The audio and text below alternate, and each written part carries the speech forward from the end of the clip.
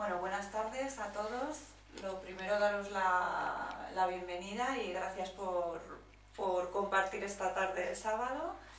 Ya sabéis que pues voy a dar una pequeña charla sobre los beneficios de la escritura y el taller que tengo de escritura terapéutica. Y pues voy a empezar contando un poco la historia de cómo surgió la idea del taller, porque yo hace un montón de años tuve una depresión muy fuerte y la psicóloga que me trataba no conseguía que yo me expresara mis emociones y mis sentimientos a través de lo que hablábamos. Entonces me invitó a comprar una serie de cuadernos y que a ver qué pasaba. Y eso se convirtió en cuadernos y cuadernos en los que yo por fin había encontrado el sitio donde yo veía que fluía libremente y que me podía expresar todo lo que tenía dentro, ¿no? Entonces, pues así empezó todo. Me dijo, mira Rita, tu pastilla va a ser escribir, o sea, que no lo dejes. Empecé a apuntarme a talleres de escritura y he hecho todo tipo de géneros, excepto novela. He hecho ensayo, he hecho guión, en poesía he estado 3 años y sigo escribiendo poesía y procuro no dejar de escribir. Luego me marché unos meses a Venezuela y a México de voluntaria y había estado recopilando cuentos míos y de compañeros de taller en los que yo veía que tenían un valor terapéutico los textos y les dije que ya tenía la idea de ir recopilando cuentos para hacer un taller de escritura terapéutica y que si me daban permiso. Y pues pude llevarlo a cabo, empezar a llevarlo a cabo en cárceles en México y en Venezuela. En México tuve la suerte de que me supervisaron un departamento de psicología de allí y funcionó fenomenal. Las narrativas fluían, cambiaban hacia utilizar más palabras emocionales positivas y había unos cambios tremendos. Me acuerdo una chica que empezó escribiendo que estaba en un pozo negro, oscuro, que no conseguía salir de allí y de repente al cabo de un tiempo empezó a escribir que estaba en el pozo pero que ya había encontrado madera y clavos para ir haciendo una escalera y salir. Y eso se correspondía además con su aspecto físico, se empezaba a arreglar, se buscó un trabajo dentro de la cárcel, con lo cual digo, mira que no digo que fuera solo el taller, porque estaba también con otro tipo de terapias, pero que se veía reflejado en los cuentos que escribía. Y ese es de ahí partió la idea de iniciar con el taller.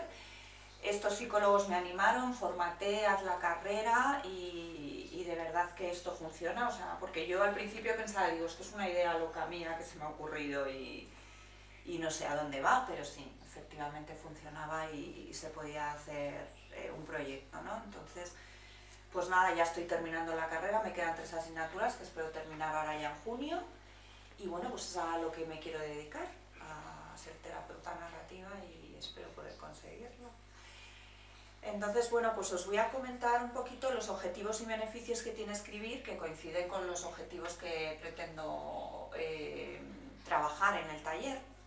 Uno de los objetivos principales es que encontremos cuando escribimos que sea una narrativa coherente, saludable y beneficiosa para nosotros. Hay una terapia ahora que está, es bastante nueva, la de terapia de aceptación y compromiso, no sé si la conocéis alguno.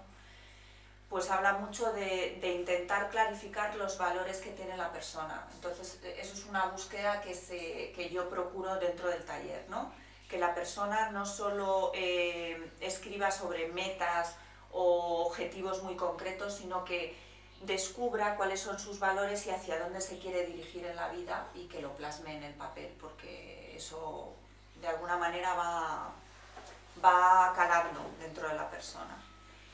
Otro de los beneficios es descargar tensiones. Está clarísimo que, seguramente muchos lo hayamos hecho alguna vez, de esto que estás muy cargado y que no sabes qué hacer con todo lo que estás sintiendo y coges un papel y te pones a escribir, ¿no? Hay un tema en psicología que se llama defusión, que es como separar, ¿no? lo que son tus emociones y sentimientos de lo que tú eres. Es como apartar un poco distanciarse de lo que te está pasando para que puedas poner en perspectiva las cosas. Entonces esto también, el escribir es como distanciarse de alguna manera de lo que te está ocurriendo, es como que aquello queda en el papel y yo me separo un poco de eso, ¿no? Otro beneficio que hay es que consigues ponerle nombre a lo que te pasa. Es muy importante saber descubrir y el nombre que tienen las emociones que estás sintiendo, lo que te está pasando, y ponerles nombre es otra forma de eso es una cosa y yo soy otra, ¿no? Y eso no me está afectando, pero es distinto a mí, ¿no? Entonces, pues es interesante conseguir ponerle nombre y desarrollarlo dentro de un texto escrito. Otro beneficio es, a ver, lo voy a explicar muy general, porque es algo biológico y tampoco tengo muchos conocimientos ni me meto mucho, pero hay dos funciones muy básicas en el cerebro, ¿no? En los hemisferios. La forma de que funcione el cerebro de forma más adecuada es que los hemisferios vayan conectados, trabajen en paralelo, y el hemisferio derecho es el que rige básicamente las emociones, la creatividad, y el izquierdo el lenguaje, la lógica. Entonces, cuando nosotros ponemos palabras a las emociones y sentimientos que estamos teniendo, estamos haciendo que los dos hemisferios trabajen en paralelo y sea la forma más adecuada de funcionar. No lo he dicho antes, si queréis interrumpirme con alguna pregunta o queréis comentar algo, que tranquilamente, que os sintáis con toda la libertad del mundo, ¿vale? Bueno. Otro tema interesante en la escritura es que uno, cuando aborda un texto, tiene que organizar el pensamiento de alguna manera, hay que darle estructura, tiene que haber una presentación, un nudo, un desenlace. Entonces es una manera de entrenar, si nosotros cogemos el hábito de escribir, es una manera de entrenar que el pensamiento se produzca de forma más organizada y más lenta. Yo estoy escribiendo y ya solo el hecho de lo que tardo en escribir las palabras hace que el pensamiento vaya más lento y vaya fluyendo de otra forma, ¿no? Que cuando es oral va un poquito más, a no ser que te tomes el tiempo de... Dentro de tu experiencia, ¿qué es más efectivo, escribir bolígrafo o lápiz o en ordenador? Muy interesante esa pregunta. Creo que es más conveniente escribir a mano. Si queréis, os voy a reenviar un artículo que habla sobre eso, lo importante que es escribir a mano, porque date cuenta que la letra con la que escribes te identifica. Sin embargo, entrar en un formato como es el de la letra del ordenador o de una máquina de escribir que ya apenas se utilizan, es como estar todos estandarizados de alguna forma. Entonces, es una manera de diferenciarte también y de identificarte con algo muy tuyo que es tu letra. Entonces, es mejor hacerlo a mano. A pesar de que, por ejemplo, yo en el taller pido que las personas traigan una copia del texto que escriben para que todos los compañeros a la hora de leerlo en alto lo tengan presente, porque luego se señalan cosas. Entonces es muy interesante tener el texto delante. No es lo mismo que estar tan pendiente de escuchar lo que ha escrito otra persona y que está leyendo en ese momento. Porque luego pasan cosas. Uno, cuando quiere pasar por alto rápido por algo, empieza a acelerar en la lectura del texto y se te escapa, y entonces ahí se ven muchas cosas también. Luego os lo comentaré, porque en terapias narrativas hay dos vertientes. Los terapeutas que hablan de que escribir ya en sí es terapéutico solo por el hecho de escribir, y los que dicen que es interesante que se lea en voz alta ante personas que no estén involucradas con el tema que se está tratando en el texto. Yo soy de esa opinión, porque en la lectura en voz alta se producen quiebros en la voz, de repente se echan a llorar en un determinado párrafo cuando aparece un determinado personaje. Entonces es muy interesante también ver el lenguaje no verbal y las cosas que se producen en la lectura en voz alta. vamos a seguir con los objetivos y ya estos serían objetivos secundarios que se producen en los grupos. Y uno muy interesante es la apertura emocional. O sea, al principio el grupo tiene que, por así decirlo, tiene que confiar en los demás, tiene que crearse una cohesión de grupo, una confianza, para que uno se sienta libre de leer cosas más profundas o más personales. Yo al principio de los talleres empiezo por temas muy light, para ir poco a poco, ya cuando la gente se conoce y se ha abierto un poquito, pues entraría en los más personales, ¿no? Más íntimos de alguna manera. Y otra cosa que se produce que es increíble es el fortalecimiento de las relaciones interpersonales. Ahí es una cosa, la gente empieza a hacer amistades, quedan después del taller, se señalan cosas, oye, ¿y qué tal ese problema que tuviste? Entonces es súper interesante que también personas que, por ejemplo, están con una pequeña depresión o han estado muchos años metidos en casa porque han tenido un familiar enfermo, este tipo de cosas, pues empiezan a salir y ya son otros planes, comparten, y bueno, pues esto también es súper positivo e interesante, ¿no? que suceda. Y bueno, y luego se conectan, ¿no? y ya escriben más que lo que se propone en el taller, y se lo mandan por internet y estas cosas, entonces es muy positivo. Bueno, pues ahora voy a pasar a hablaros de investigaciones que están haciendo personas que ponen a pacientes a escribir y han visto que hay un señor americano que se llama James W. Pennebaker, que tiene un libro que se titula El arte de confiar en los demás, y ese señor ha hecho muchas investigaciones sobre lo que aporta escribir, no solo psíquico sino físico. Cogió un grupo de personas estudiantes y les midió el número de visitas al médico que hacían. Entre esos estudiantes había enfermos de asma y los dividió en 3 grupos: el grupo control, que no escribían, otro grupo que escribía sobre cosas sin importancia, y un grupo que escribía sobre emociones y sentimientos que les estuvieran afectando. Los puso a escribir durante 15 minutos al día, me parece que estuvieron 15 días o algo así. Y al terminar la investigación volvió a medir las visitas al médico. Se habían reducido, por supuesto, en el grupo que escribía sobre sentimientos y emociones que les importaban, y dentro de ese grupo los enfermos de asma habían reducido su número de ataques. Con lo cual me sorprendió muchísimo esta investigación, porque ya es a nivel físico, ¿no? que se encuentran beneficios, ¿no? Hay un estudio del 2008, por si lo queréis mirar por internet, lo que pasa es que está en inglés, de Graham, que está empezando a utilizar la escritura en personas con dolor crónico en fibromialgia, que también está viendo que mejoran bastante. Entonces, si queréis echarle un vistazo. Pennebaker ha hecho muchos estudios, los ha hecho también con gente que estaba en situación de búsqueda de empleo, que veía que aumentaba la motivación y conseguían encontrar empleo más rápidamente.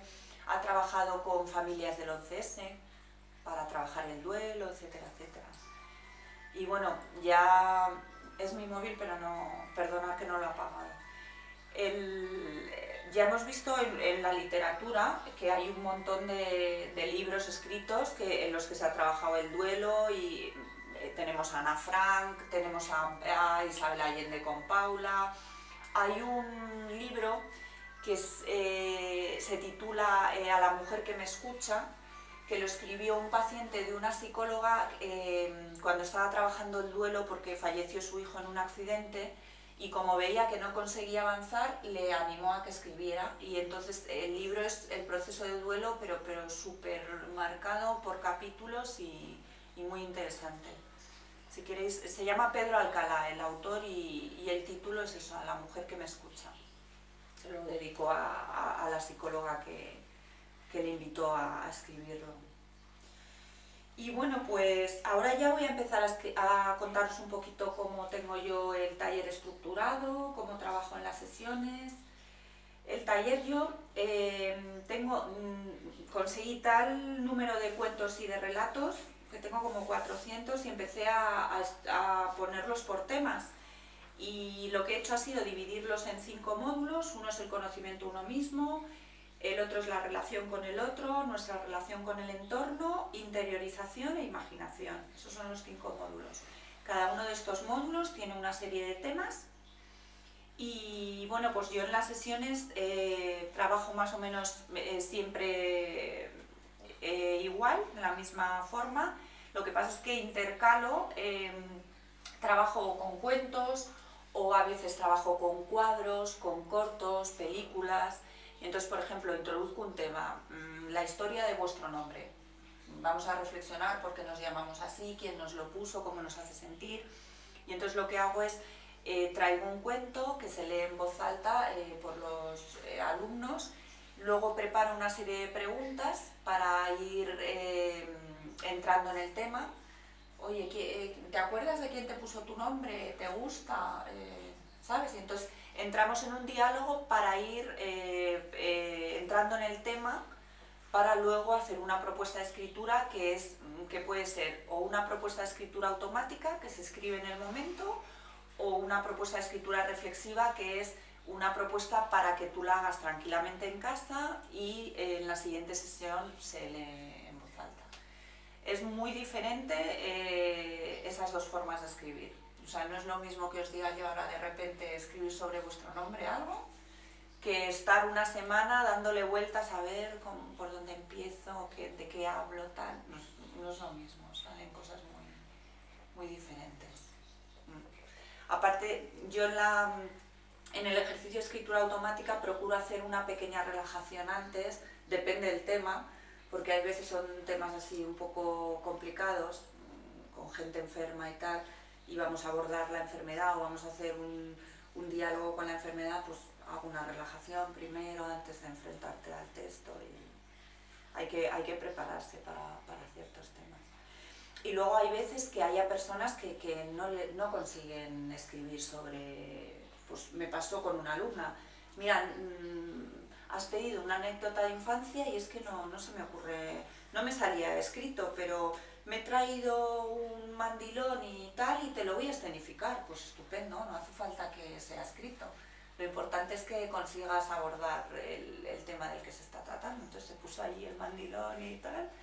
y se puso a escenificarlo, o sea, que es importante sacarlo, da igual cómo, ¿no? La escritura es un medio más, pero puede haber muchos otros, entonces no coartar a nadie para que lo saque, o no sé, hubo una persona una vez que me dibujó un mandala, que lo leyó y dijo, mira, yo no he podido escribir sobre este tema, pero he pintado esto, entonces pues fenomenal. Lo que pasa es que ahí, claro, a mí ya me resulta más complicado señalar cosas o tal, porque claro, no estoy especializada en ese tema.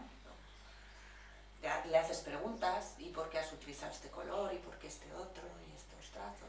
Dentro de lo que se pueda, ¿no? Pues para profundizar un poquito más en por qué lo ha expresado de esa manera, ¿no?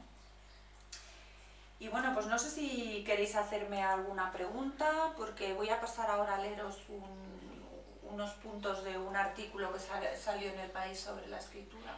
No sé si queréis. ¿No tenéis ninguna pregunta que hacerme? Bueno, pues os voy a leer unos puntos interesantes de un artículo del País que se titula Querido Diario y que habla sobre investigaciones y sobre cosas interesantes de la escritura. Bueno, este reportaje lo escribió Natalia Martín Cantero, por si queréis buscarlo en internet, es del 2012 de junio. Dice, justo antes de acostarte, escribe brevemente 3 cosas positivas que ocurrieron a lo largo del día. Este ejercicio, uno de los favoritos de la psicología positiva, cuesta poco, pero aporta mucho. Con la cantidad de impresiones sensoriales que recibimos a lo largo de cada jornada, es muy posible que ese acontecimiento agradable que experimentaste por la mañana se te haya olvidado por la tarde. Esta pequeña tarea ayuda a objetivar los problemas y actúa como un muro de contención contra esos pensamientos repetitivos que nos persiguen durante el día. James W. Pennebaker, director del Departamento de Psicología de la Universidad de Texas en Austin, mostró ya en el 94 cómo aquellos que escribieron sobre la experiencia de la pérdida de trabajo eran capaces de encontrar más rápido otro empleo. Los estudios de Pennebaker, pionero en la investigación sobre el poder curativo de la escritura, muestran su potencial para mejorar la salud de quienes escriben sobre sucesos traumáticos o muy impactantes en su vida. Investigadores como Pennebaker creen que escribir ayuda a crear una historia más coherente y razonable, aporta un nuevo significado al problema, por no hablar del pernicioso efecto del silencio. ¿Cuál es la fuente de nuestro principal sufrimiento? El hecho de que no nos decidimos a hablar.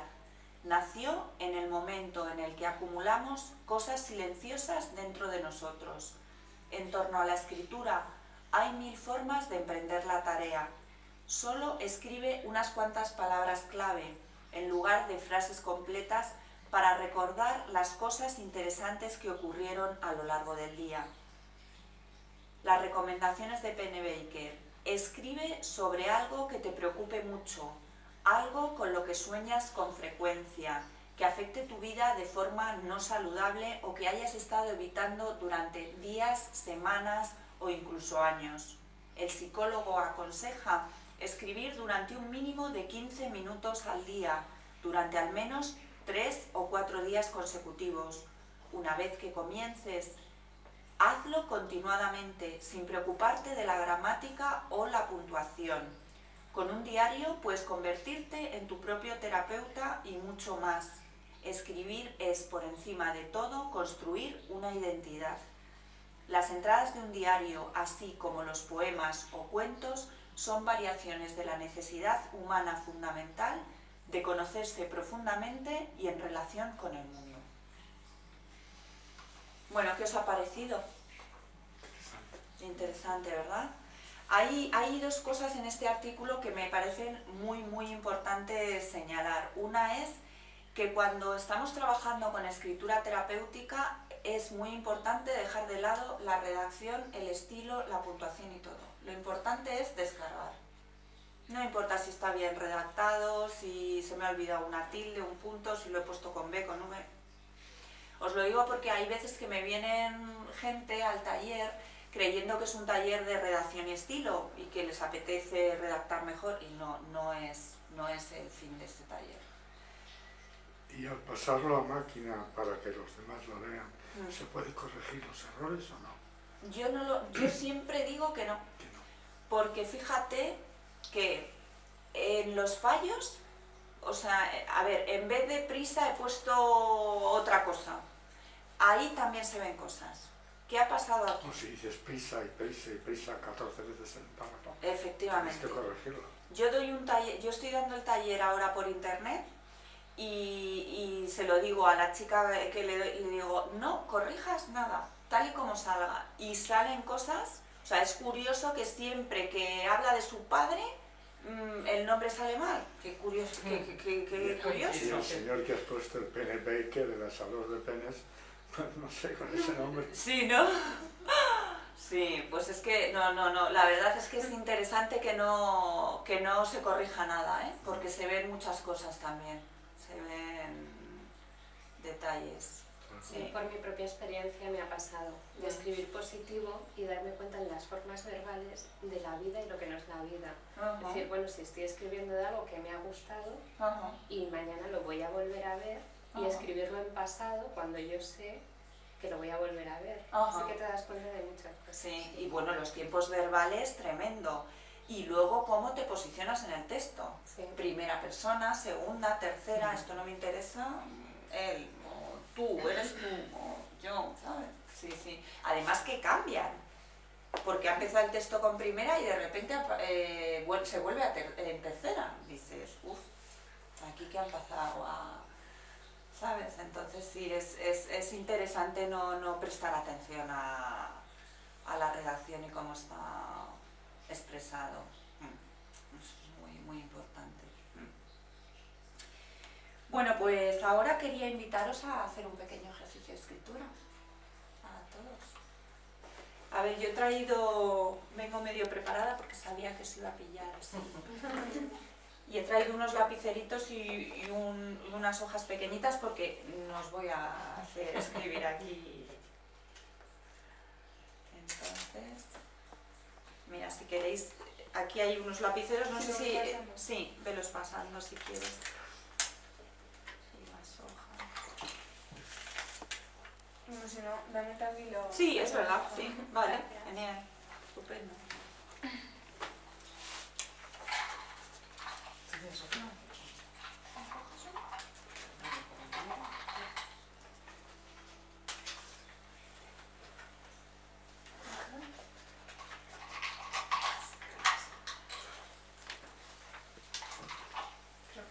¿Ya está? Vale, genial.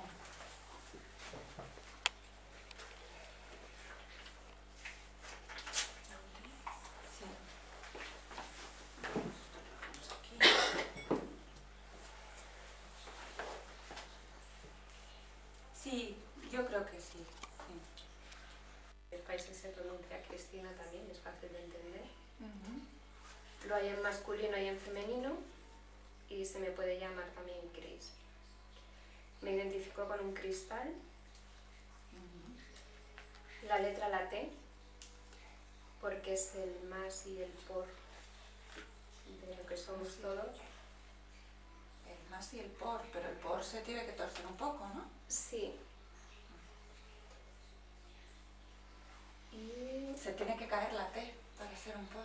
la T lo pongo porque nosotros creemos en Dios, ¿no? En Jesús. Entonces, para creer en todos, pues la cruz se dobla y es un por. Y nos identificamos todas las creencias o todo lo que sea en el más y en el por. Es un poco filosofía y derecho. No, y además muy enlazado con lo internacional que es tu nombre. Exacto, todo ha ido ahí, sí. Eso me he dado cuenta. Y luego pero luego también me identifico. Yo digo, Cris soy yo, en masculino, por eso pongo luego todos mis apellidos. Creo, vamos.